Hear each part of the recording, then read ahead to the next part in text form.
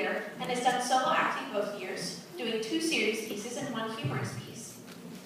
Tonight, Kim will be performing her forensics piece that she is going to state with, called Wildfire. I'm proud to introduce Kim Setsvold.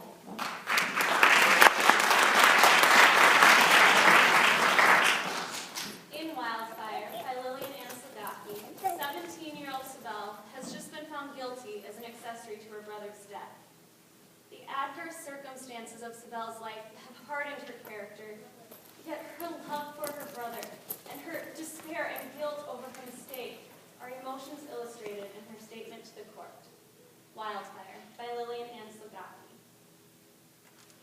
Before they take me out of here, I'm gonna have my say. Nobody let me say a word in court, and I'm sick of people speaking for me. I got plenty of brains, and I remember everything, clear as day. Okay. We moved to this neighborhood when I was 10 years old. My father left one day, I think it was summer, and he never looked back. My mom hooked up with some guy whose guts I will always hate. Plus, I never got to say goodbye to my best friend, Marilyn. And I was not the one who left behind my brother's bottle. Will you remember that? It was my mom. She did it on purpose. She said he was too old for that bottle, and maybe he was. And anyway, that kid cried all night long for his bottle. And will you remember that it was me who got up in the middle of the night and took him out of his crib to feed him? Me. And what's more, this neighborhood was nothing but big piles of black dirt when we moved here. No grass, no trees, no nothing, except a big drainage ditch where the old railroad tracks used to run. And every kid played in that ditch, because there was nothing like it anywhere on the face of this earth. Nothing. Am I allowed to say I was lonely? That I never heard from Marilyn again? That the nuns at my new school were like big, ugly birds who slapped my knuckles with big silver rulers? Am I allowed to say they made me bleed?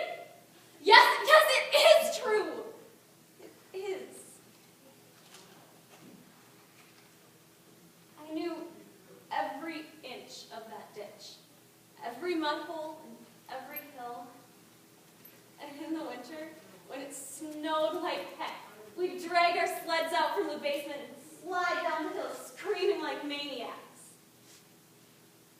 And every kid played in that ditch, especially in the wintertime.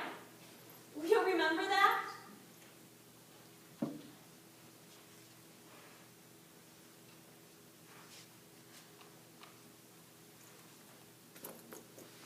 Sorry, I haven't done this in a while.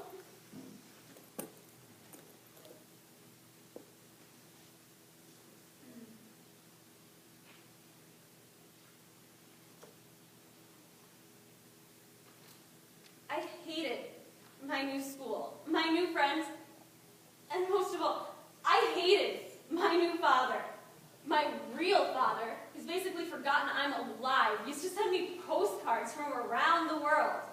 Like that was supposed to make me feel better or something. All I knew was that coward didn't have the guts to look me in the eye the morning he took off. And for that, I will never forgive him.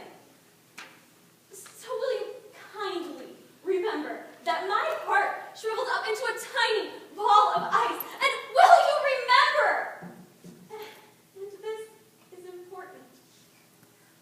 That I looked real on the outside, but on the inside, I was fake, frozen. Huh? Will you? So anyway, one morning after a really nasty night, I had to get out of the house.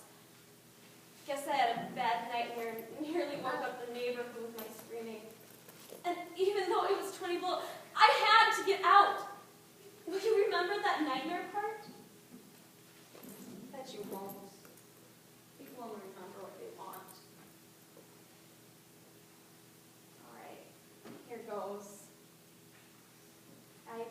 dragged my baby brother out with me and walked to the ditch. I thought it would be cool to build an old fort out of the railroad ties. Big, thick pieces of wood. The sun was out, but it wasn't what you'd call sunny. Too cold to be sunny. But my brother looked real cute, all wrapped up in his snowsuit. Real cute.